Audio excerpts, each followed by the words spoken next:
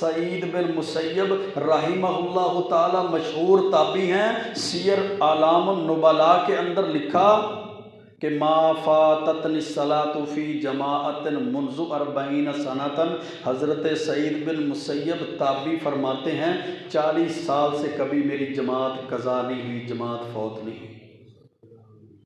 40 साल हो गए, ज़ोहर असर मगरिब इशा फजर, कभी मेरी नमाज तो दूर की बात, नमाज का फौत होना तो दूर की बात है, कभी मैंने जमात के साथ भी नमाज को नहीं छोड़ा।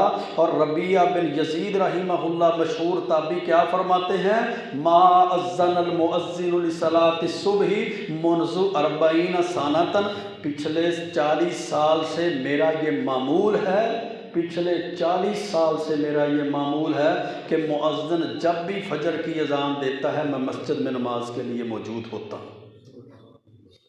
इल्ला अन अकून मरीज़न औ मुसाफिरन, हाँ कभी मैं मरीज़ हो जाऊँ, बीमार हो जाऊँ फिर ना आया जाए, या मुसाफिर हूँ सफ़र में हूँ फिर ना आया जाए, वरना 40 सालों में कोई ऐसा दिन नहीं गुज़रा कि मुअज़्ज़िन ने फजर की अज़ान दी हो और रबिया बिन यजीद मस्जिद में मौजूद ना हो।